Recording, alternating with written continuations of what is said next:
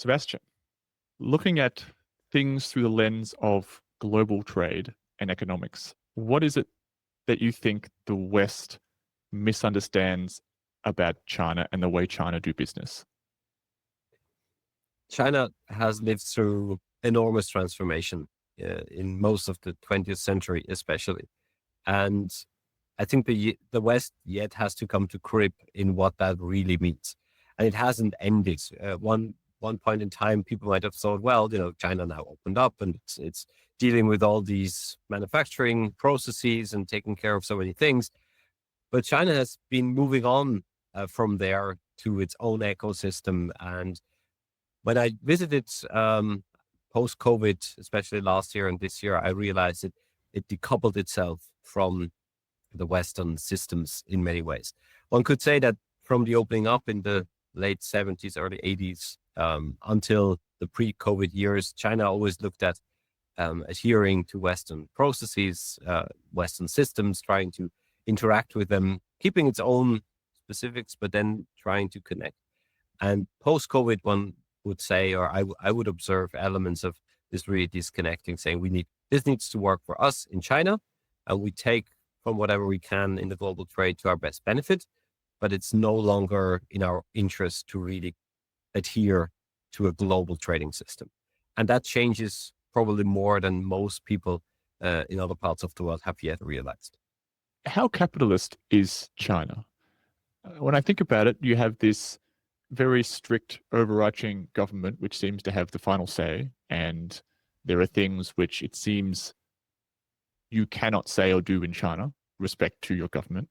But if you look at the economic growth in the last few years, it seems like a very capitalist, free market country. How would you define its economy like that? Not sure you can really define it.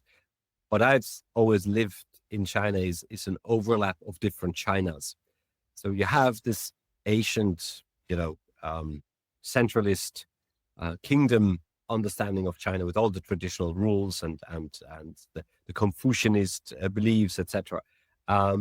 And that's one reality, and that has a certain impact on the economy and on some very practical things on how dates are set or how you name a brand or all these things, which might be very uncapitalist. It might sacrifice a good share of your market if your brand has the wrong name or you launch it on the wrong date or things like that. But then you have this communist China that still persists today, where from the planned economy times, companies are forced to keep a certain amount of labor employed, of even unskilled labor, to make sure there's no unemployment in the market and things like that. Not capitalist at all, might actually not do good on your balance sheet or profit and loss statement at all, but still there and imposed by the central government, as you say. And then there is indeed the capitalist time from basically the opening up, where lots of very free market approaches were introduced to China, and they also are present today. The free trade zones, for example, the Pudong area in Shanghai, which developed enormously in very short period of time with a growth which was phenomenal, and very capitalist behavior also of different parts of the economy, like the labor market, people changing jobs for very little more money somewhere else, and these types of things, which we would see in other very competitive markets. Other example is the launch of sharing bike apps and services, which overflew the market with bicycles all across the cities, which nobody used, just for competing for more market shares. They all tried to get as many bikes out there as possible, which ended up in a pretty chaotic situation. So you always see these elements present and they're overlapping. So I've experienced that in one sentence, you would get a reference back to a Confucianist principle. And in the next part of the sentence, people would argue that that's why they raised their prices or things like that. So these are really present at the same time. And therefore, it's difficult to say this is the type of the economy that we see.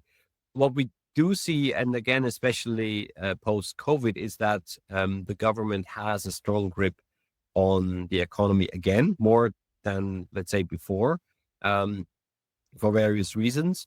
And that has led to a number of legislations, a number of policies that makes doing business in China more complicated, because you need to understand that additional legal framework. You might be observing as if you were competing in a free market with your Chinese competitors, or with choosing between two Chinese suppliers. But then there is behind a hidden political agenda on certain principles that makes some of the trade and some of the business transaction still a lot more complicated than in a more free economy as such. I've certainly noticed too that, I mean, historically, Chinese goods are low quality, cheap stuff. I always think of Chinese cars as an example. I remember Great Wall was the name of the car brand that I can remember that I first started seeing on Australian roads, and it was just it had a safety rating of 0.5 stars. And now you actually have nice electric Chinese cars which are in competition with Tesla. So it also seems like the quality of their product is also increasing. Absolutely. And somehow the rest of the world is also responsible for that. In the first phase of opening up, China needed to catch up with global manufacturing standards on product quality, service quality, all sorts of levels, right? And they were very quick in doing that. But then many brands, many companies transferred so much of their manufacturing to China that actually the supply chains, the labor skills, even some of the infrastructure is really only available these days in China. So when the recent discussion about bringing back production, let's say to the US or even to other countries, is a bit of a challenge because you don't have that knowledge anymore. You transferred it either to your own subsidiaries in China or to suppliers, but the knowledge is now there, and they developed that even further. They accelerated. Electric mobility is one example.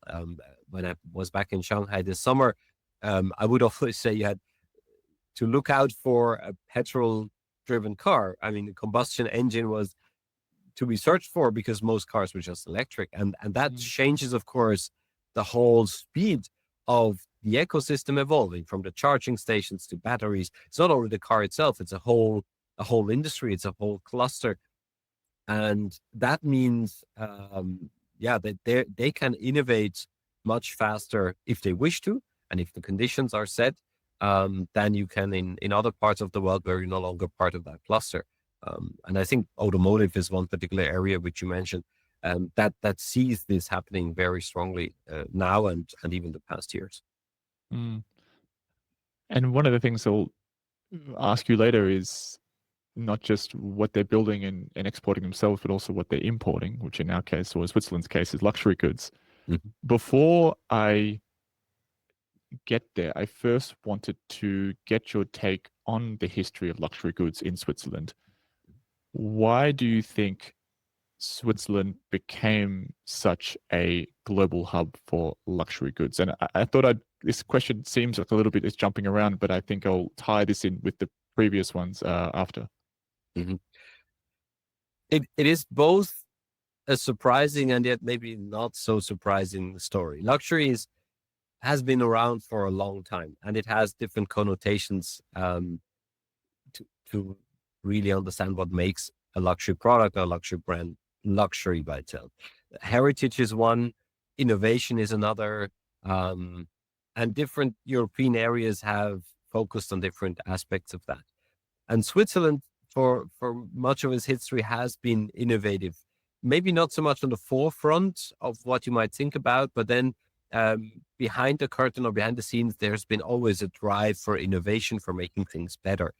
And being a trading hub through especially the Alps very early on, exposed Switzerland as a relatively small region to a lot of international trade early on. And in that space, they were thinking about where can we have our space, really.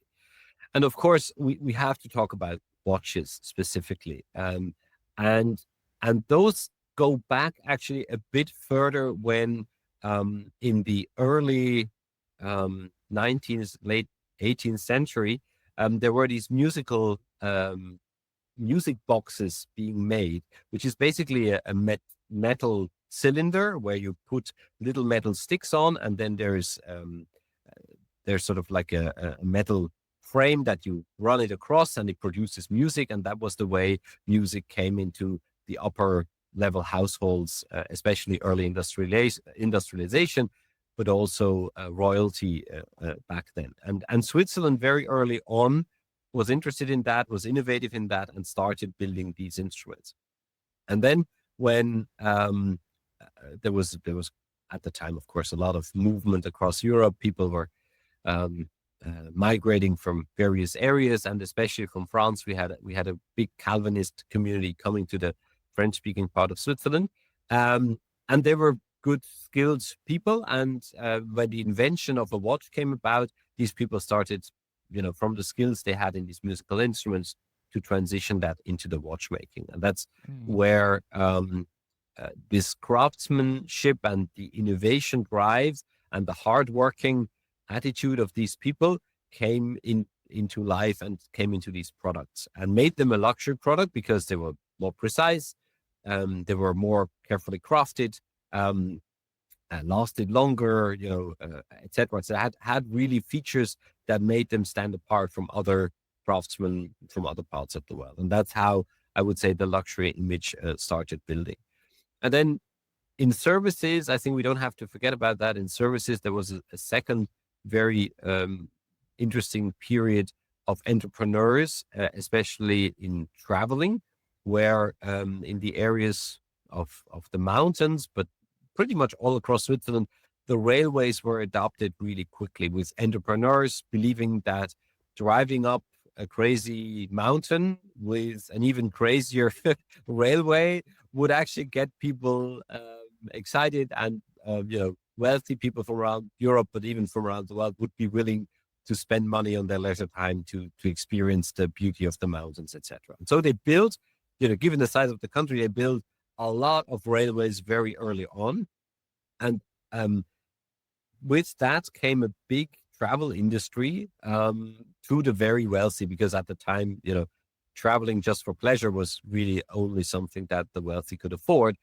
And therefore, the services needed to meet that level, meet that standard of traveling of the clientele that they were serving. So quickly, we saw a hospitality industry develop with excellence in service, with chains of hotels, things like the leading hotels of the world was an idea that was emerged out of Switzerland, basically by helping people that came from the US and traveled to Europe for a trip and didn't know where to stay. These hoteliers would get together and offer them a booking service throughout their trip and make them stay at their premises as they traveled. So these are elements that built the very origins of Swiss luxury as a branding. And we've managed to preserve that and keep developing it by being innovative. You can take so many examples from the watches industry, by catering to a certain audience. And recently, really, it's also a way to sort of keep our space in the global market. We have very little raw materials available as natural resources in the country. We're a very small country. Space is limited. Labor is very expensive. So our only way out in the global market space is really to compete on quality and being up there, offering superior quality in service, in product, offering innovation in business models and all sorts of areas. And then, through that, be able to charge a higher price that then actually covers the given higher cost that we have.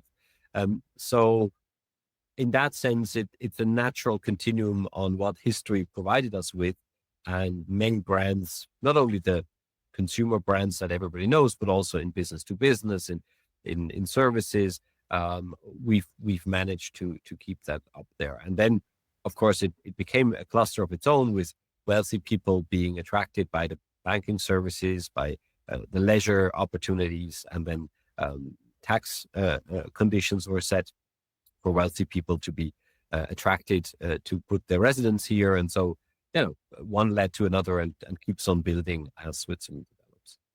Mm. Now, connecting my first question to my second one, it is of no surprise or no news to anyone that if you go to Lucerne on a Saturday, you just see busloads of Chinese tourists lining up to buy their Swiss watches. They seem to be a huge fan of what Switzerland offers. Do you know approximately what percentage of the luxury, say, watch market is where the consumer is China? what I can tell you is that Lucerne, as small a city as it is, it usually ranks in the top 2 or 3 cities worldwide in terms of watch sales. The others being places like Hong Kong, New York, London, Paris. And that just gives you a feel of the dynamic Yes. that you just described, which, to be honest, is for the city of Lucerne not always a pleasure. It's also quite a challenge to balance that with the local shoppers and the local atmosphere, and then this dynamic that has evolved, especially on Swiss watches. Switzerland has a unique, I wouldn't say unique, you'll tell me if it's unique or not, but Switzerland has a free trade agreement with China. And I checked before, and I don't think any other country in Europe has this. Why is that significant? And somehow it's not a surprise that Switzerland is open to this idea, or was a protagonist early on to openly exchange and interact with China. When China opened up, Swiss companies were some of the first to enter the market, with less of a history, let's say, a conflict history with the country, and seeing the business opportunity, and then interactions and ties with China were, I would say, mostly positive between the 2 countries, and it led to that free trade agreement. To be honest, I wouldn't be sure whether it would still be possible today, but we managed to establish that. When was that? When was it established? To be honest, I don't recall the exact year. I would think it was around when China joined the World Trade Organization in the mid 2000s, so 27, 28 or something. So hold on, sorry, I just checked in the background. November 2007. Hold on. Incredible. Thank you. It builds on Swiss tradition of acting as a trading hub. We don't, not much that we would ship stuff through the country so much today, but still surprisingly much of the global trade is done through companies based in Switzerland. Commodity trading is a very common thing here, let alone the whole financial system that goes with it. But also historically, we've been, as I said earlier, a trading hub throughout Europe, but a trading route is not surprising to us. And therefore, we are very liberal in that sense, and open to try and trade with as many parties as we can, because, as I said, we don't have the natural resources in the country. China, in many ways, is an attractive market for both selling but also buying stuff from. So, to me, it was not much of a surprise. It was a surprise that it happened relatively early, and that it persists until today. And of course, it opens opportunities on both sides. I strongly believe that. Probably we don't see that as openly these days as we did before COVID, simply because not so many people are traveling these days. But there is still a vivid exchange, and I would say not only in terms of trade, but also in terms of government relations and other things that, compared to the size of the country, there is a lot more conversations and trade and business going on than with other countries who've, retrieved or distanced themselves from China, especially in the last years. What would be a reason why it would be what's an argument against a free trade agreement? Well, there has been criticism about the power that some Chinese authorities, be it companies or even government bodies, have compared to the Swiss side. So if you think of the state fund of China and the money they have to invest, the companies that they could buy here, and the very little influence the government takes on the Swiss side of preventing such takeovers from happening, believing in free trade and the free market. So if you want to buy shares of a certain company, you can, and only from a certain limit, you're forced to disclose that, etc.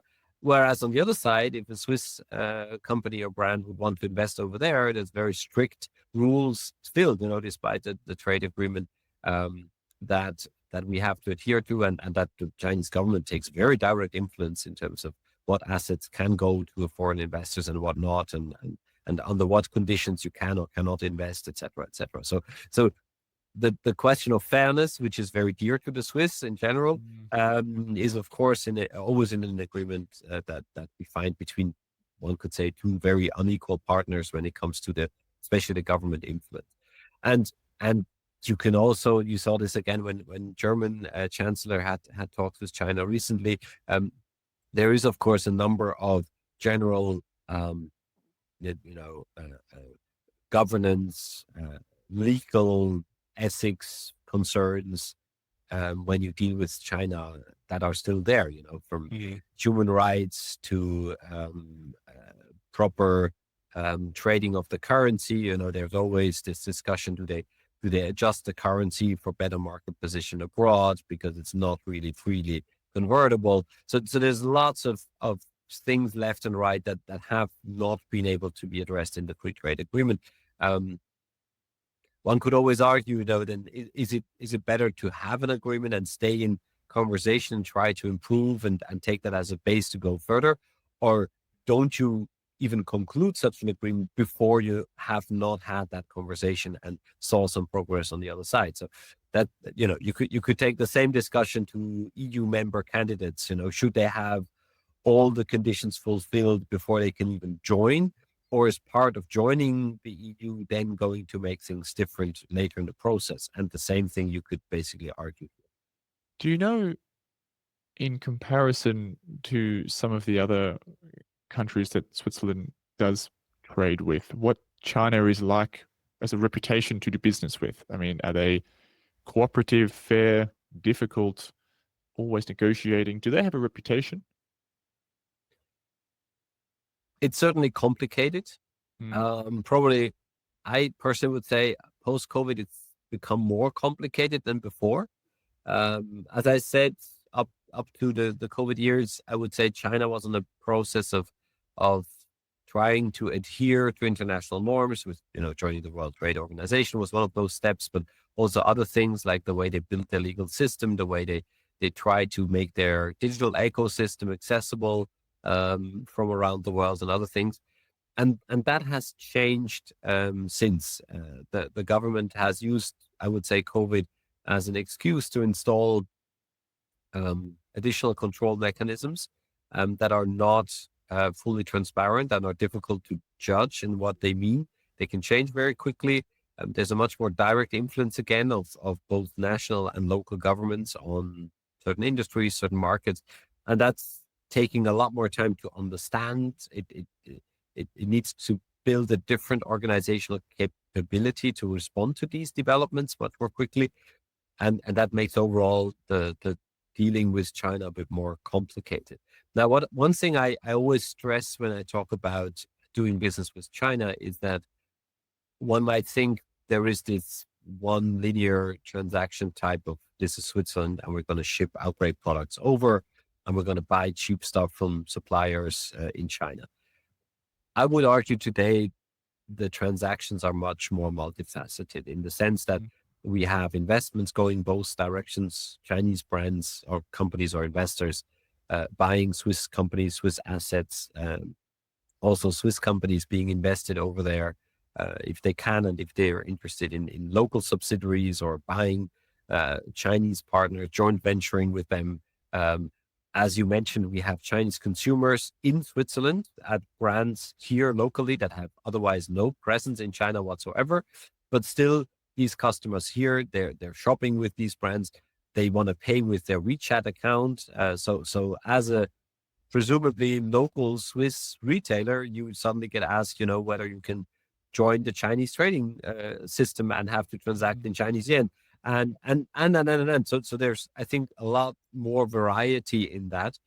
Not that we always need to be aware of it, but in the discussion of whether it's difficult or not, this could mean something very different for, again, the local Lucerne retailer that has a Chinese group coming in, buying shoes or clothing or whatever, as opposed to a Swiss company investing into a joint venture with a Chinese brand to grow their business over there.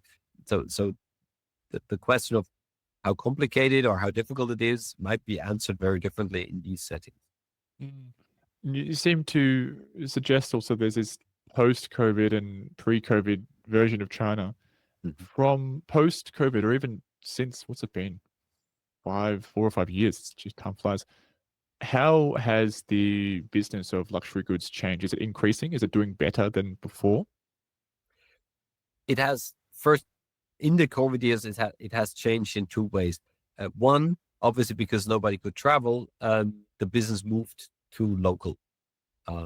So just to give you an idea, Chinese consumers spend, in terms of luxury goods, spend as much money abroad as they spent in the country. So in other words, pre-COVID, half of the sales to Chinese consumers was in China, and the other half of the sales was in locations all around the world. Hong Kong, Lucerne, New York, you name it, right? In COVID, what happened, obviously, everybody was grounded. So you could only sell to the Chinese in China.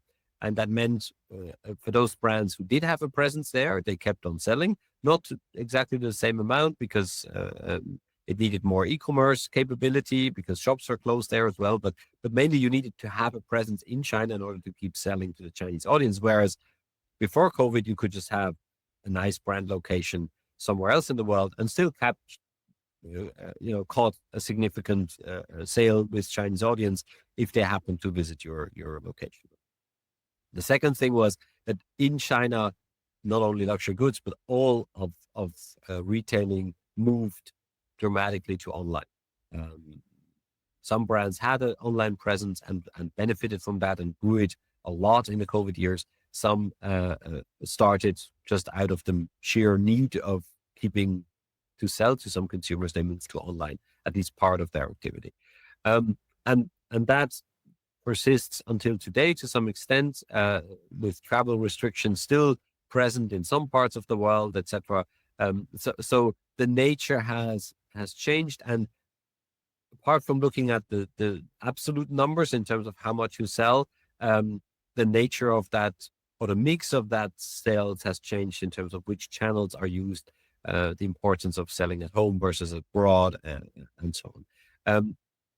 Overall, it's still growing, and that is due to the underlying market dynamic of China, meaning that there is still a big part of the country where growth is still there, and let's say a new middle class is evolving, and they're all looking for their first watch or their first leather bag or whatever it is as a luxury item.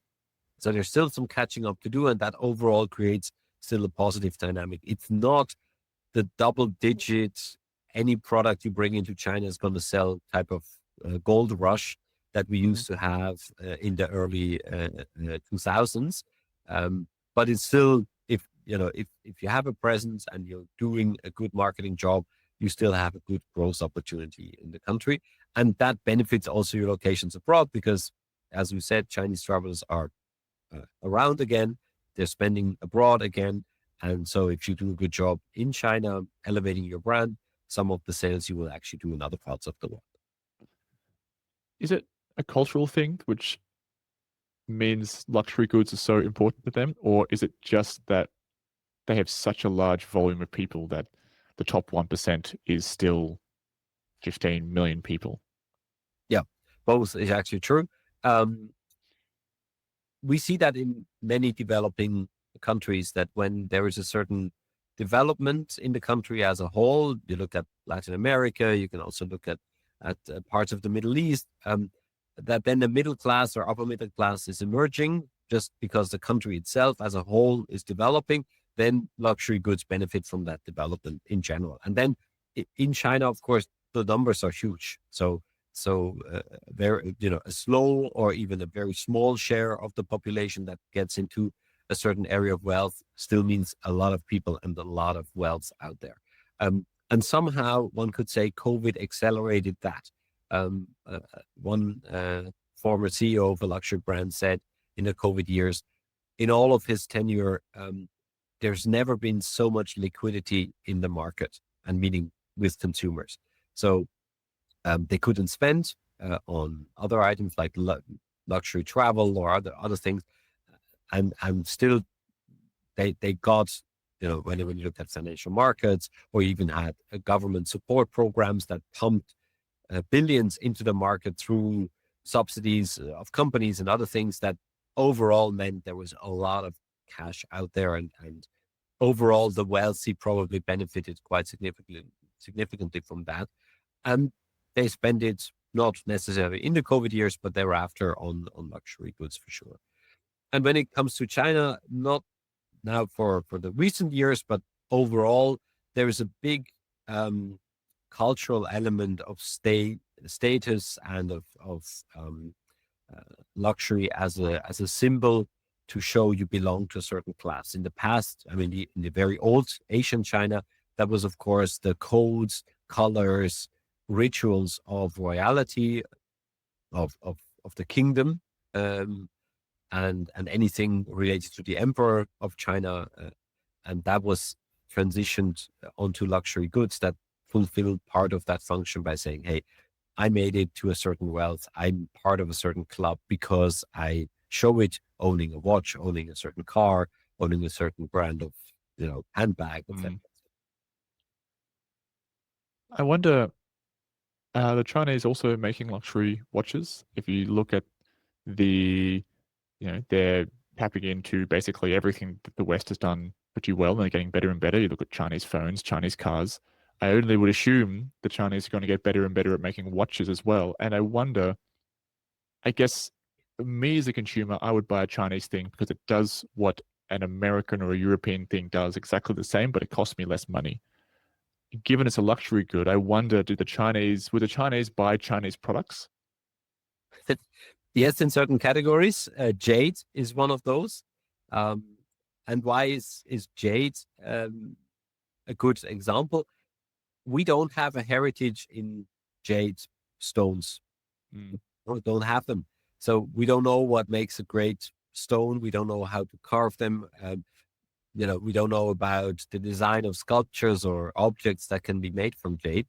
So there is no heritage. Now, with a Western consumer, there's very few people that really understand that or are enthusiastic about it. So it doesn't sort of come back to us as a luxury product into European markets. But for within the Chinese or even Asian market, jade is quite a thing. So are pearls and maybe some other things. What I'm saying here is that you need this heritage to make it a luxury product or product category, or certainly to make it a luxury brand. Take Cartier, jeweler to the king of the jewelers, right? It builds from this heritage of the French aristocracy that they've been grown up with, that they've catered to, and that they legitimize themselves up until today. The same with, you take a Swiss watch brand that says, we've been to the moon, we're the only watch worn on the moon ever.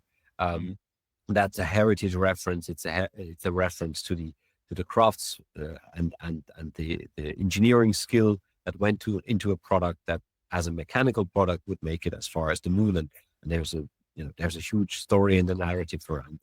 And therefore, I don't think you would be seriously considering a Chinese product as a luxury product because it lacks that heritage justification that it needs.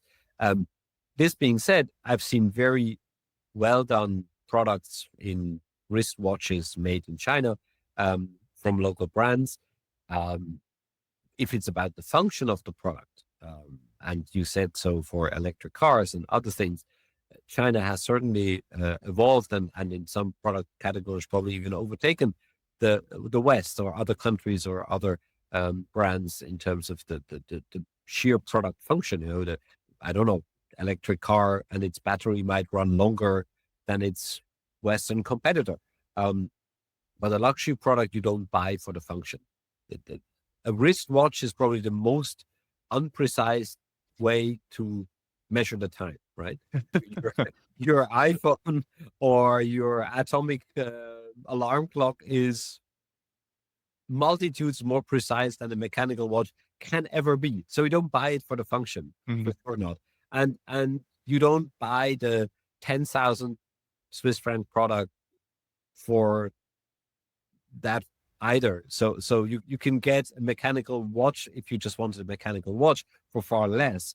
You don't have to spend 10,000. But there are other reasons why you want to go into that space. And I think it has to do with the origin and the heritage. And China, for these product categories, doesn't have the heritage and sort of the pedigree that would need to come with it. For other product categories, the same. If you want the most luxurious leather product in the world, you will need to travel down to Florence in Italy. That's where it needs to come from. This pedigree of this location of origin is extremely important. And that's why Chinese people love to buy the Swiss watches in Switzerland, because that's where they come from. That's where the most, certainly, how to say, that's where the most credible source of that particular product is.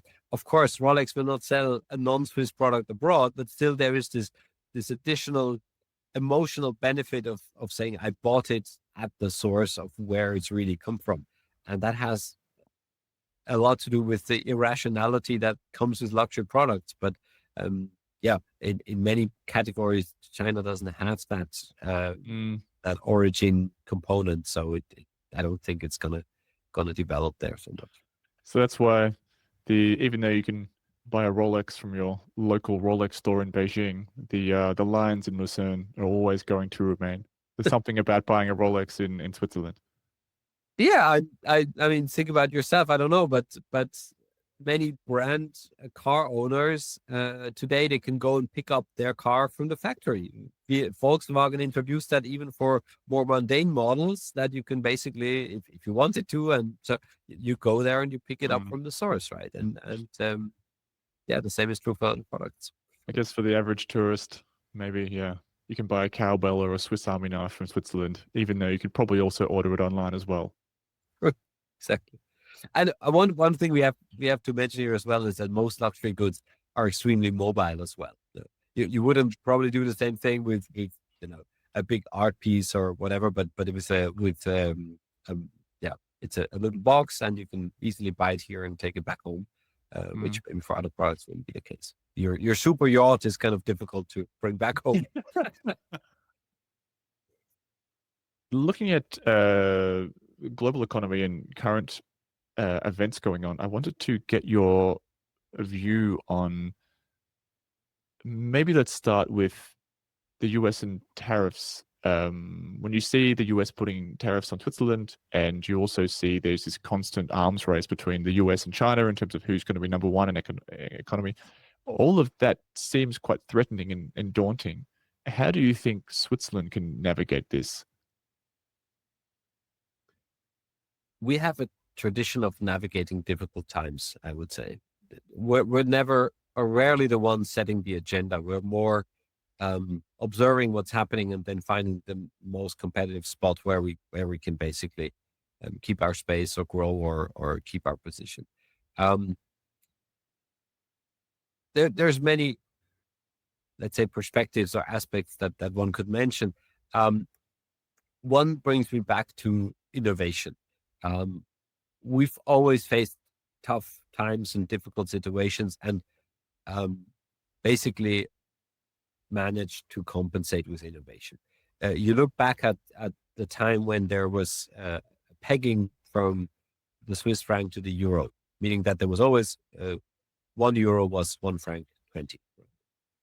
And at a very memorable Thursday morning, the Swiss National Bank said, we're going to end that. And very quickly, compared to what we were used to the year before, it adjusted. And today you even get more euro for the franc. So we're not even at par, so that the franc has appreciated even further. That means that for Swiss companies, their product in the European market or other parts of the world became quickly 20% more expensive without them doing anything, just by the currency exchange, right? And the only way, or what I see most cases, the successful companies managed by adding innovation, showing the quality of the product once more, and not by entering a price race or trying to sort of discount everything and so on. I mean, 30+% tariff on Swiss products is, of course, a very daunting and very immediate element of pressure. But again, I think Swiss companies are less surprised because these effects happen, and they're more entrepreneurial and maybe risk taker by saying, hey, let's get around the table, think about what we can do, and come up with smart ideas. This could be on the business model, this could be on adjusting the product and or changing their trade routes or opening new markets, moving their interest and effort from maybe a less interesting market in the US to something else somewhere else. So in that sense, I think innovation is going to be part of how Switzerland is going to respond to that.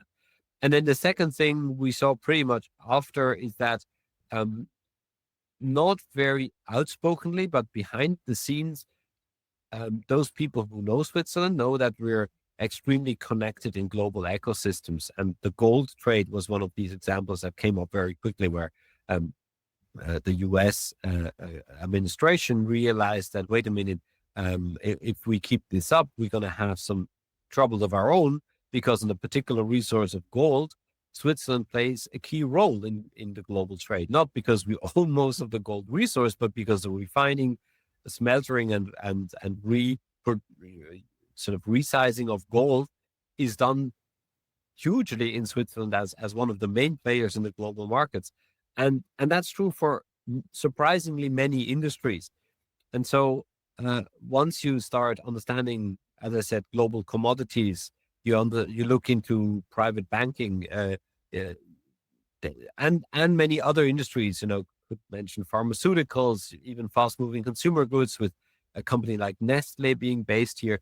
Suddenly you start to understand, wait a minute, there's a lot of ties, not only with the US, but with lots of other markets. That can mean two things. One, that in this case, specifically the US, might rethink the way they look at Switzerland and their taxes and what's in them from a US perspective, and whether they want to really keep that up.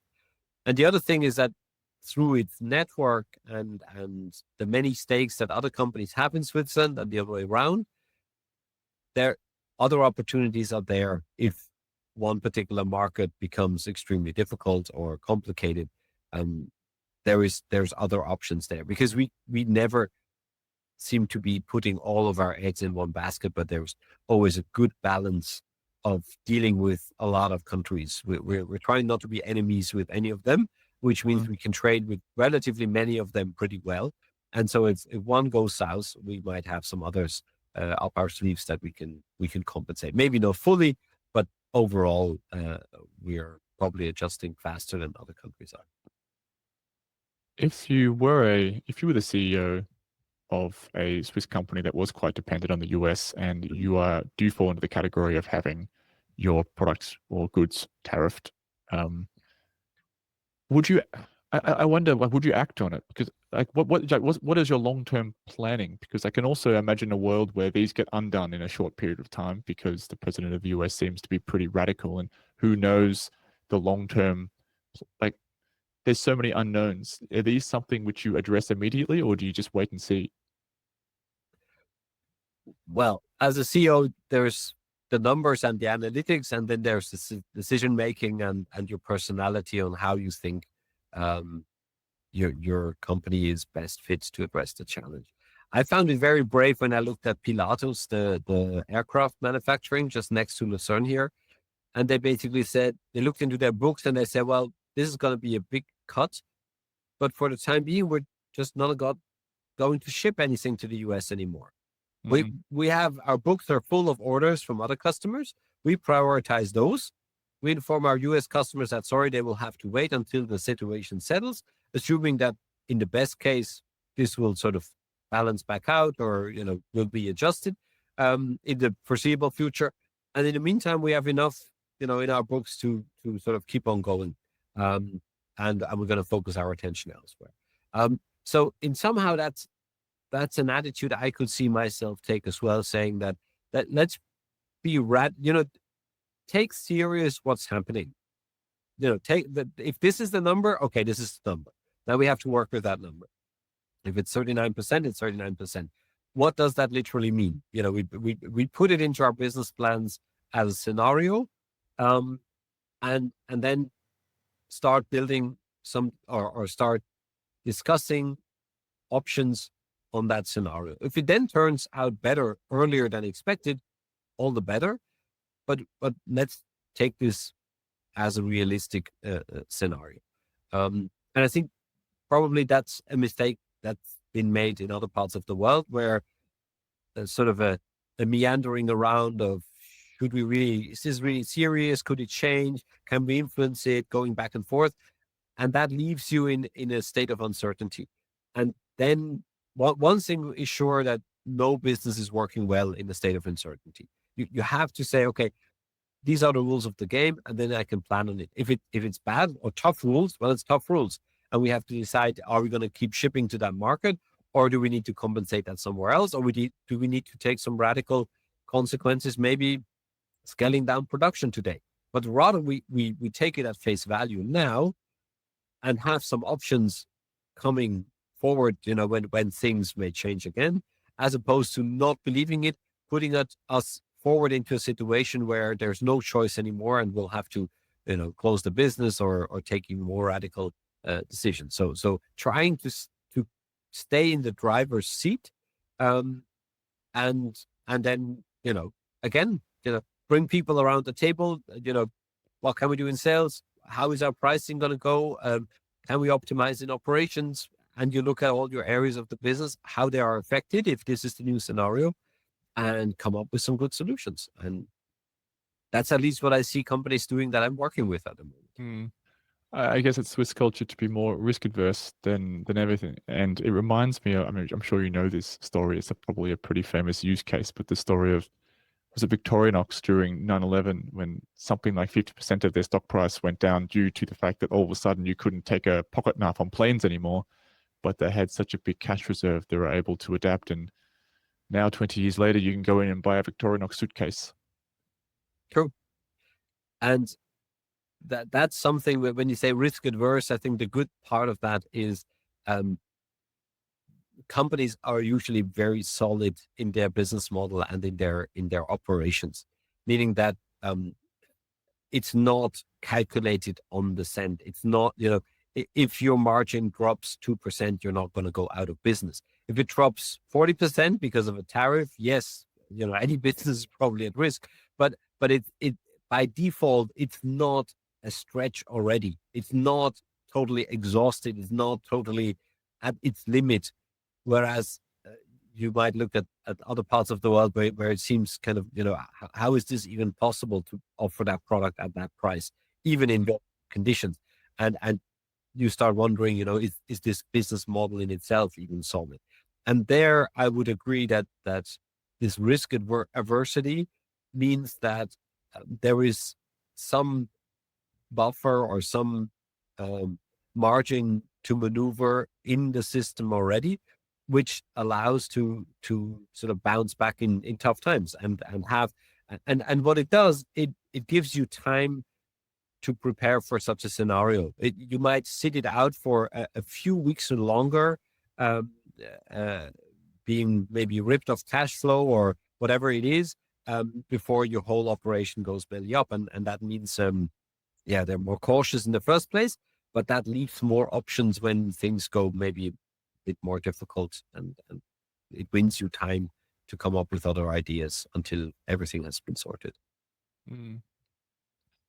Now, coming towards the end, I wanted to throw you a question that I haven't asked you to prepare, so feel free to take your time in responding. But basically, being someone who's spent so long in the industry with luxury items and also a lot of time working with Asia, specifically China, what's a big lesson learned or something that's really interesting to you that maybe we haven't talked about yet, which might be worth sharing, that listeners can take away and think, that's interesting?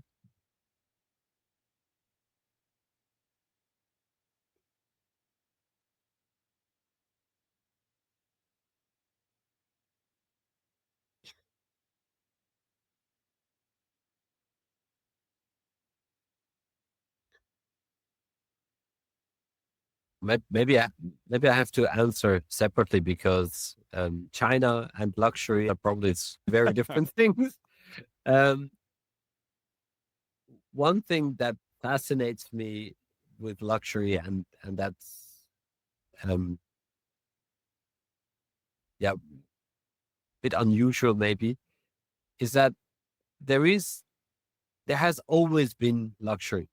Um, it, it's not, one might think of the big brands and the huge commercial successes. You see these stock prices going through the roof, and this commercialization of, streets and streets around the world filled, or even malls filled, top to bottom with luxury brands. And that's a very peculiar phase of luxury if you think of it in the long run, because it has been a lot more hidden and a lot more exclusive for most of its lifetime, one could say. Um, and whenever there is discussion about, the Chinese consumer is spending less, or this and that brand is having difficulty here and there, or the whole pricing discussion that we had in the recent years of prices of certain products going up significantly in a very short period of time.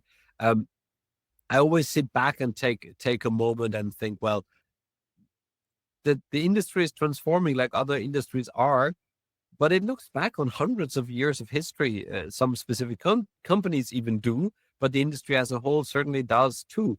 And and I'm not scared that it's going to go away, or that it's going to scare off customers.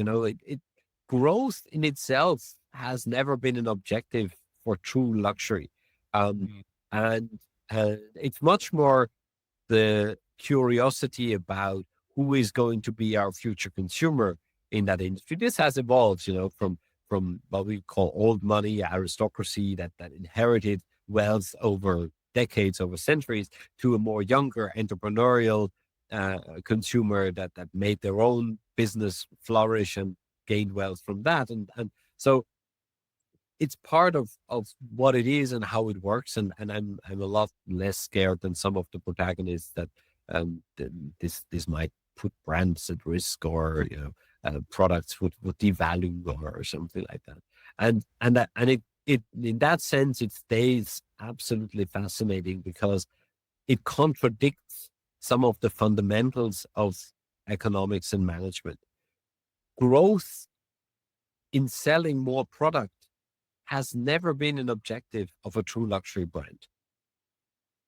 If you consider yourself a luxury hotel, you aim for bigger suites every time you renovate, and not more rooms. Mm. If if you build the next jewelry piece out of a unique stone that was recently unearthed in a prestigious location of the world, this is going to be the most concentrated wealth that you can have. And you want to celebrate that in an absolutely outstanding piece, not to compete with anybody else on price, or the size of the carat number, or what. It's an art work, and it will live for its own, and that has very different dynamics from what we might teach at a business school, and that makes it so fascinating, and maybe also sometimes very difficult to understand how it really works. But for me, that has been a true fascination, and I'm sure it's going to continue. Now, I don't want to leave out China, and I Mhm. need to make a comment there as well. Um, what um, China has as a characteristic is this different understanding of time and longevity, in the sense of uh, looking at a period like we are in right now, post COVID, and a few years. That period for China is put in context again of a 4,000 years history as an empire, in an understanding of being the center of the world in terms of innovating paper, to um, so many incredible merits the country has. The Great Wall of China is something absolutely mind blowing. Whenever you have the chance to go and see it, you should absolutely go there, because it's really something out of this world. And in that understanding, this current period of difficulty, transition, economic challenges, it is a very short time frame, and it's only a transition towards regaining former glory and basically repositioning itself on the world stage. And in that sense, China is very strategic. Looking at what's happening in other parts of the world, they're certainly putting their let's say chess figures in position that when the time arises and they can take on left out spaces and empty positions, be it in global bodies, in international organizations, even in geopolitics, they'll certainly seize the opportunity. And we shouldn't forget about that. It's just because all the noise at the moment is coming from Washington doesn't mean China is not active. They're pursuing their plans in the bigger grand scheme of things. And they're very open about it even. They have a 5-year plan. And if they say in the 5-year plan, we're going to build a railroad from Shanghai to Istanbul, they're building that railroad. And with very little notice, the first train ran from Shanghai to Tehran just a few weeks ago. It was a side note in some of the media around the world. To those, I would say, who understand how China works, it's not a surprise that it happened and that it happened in the period that they announced it would happen. But we seem, as I said, in the global noise at the moment, we seem to forget how persistent China is pursuing those targets. And there are targets that are very much in line or they're not confrontational from our point of view. There are also targets, especially for the Asia region, that are much more challenging, especially territorial, military targets. And let's not mistaken ourselves, they are pursuing those as clearly and as persistently as they do with global trade or infrastructure projects or the political agenda. And so I think that's, not to scare anyone, but just to take China seriously as, a player that sees itself in transition towards a much more prominent position, not too far away in the future. And I think we need to keep that in mind.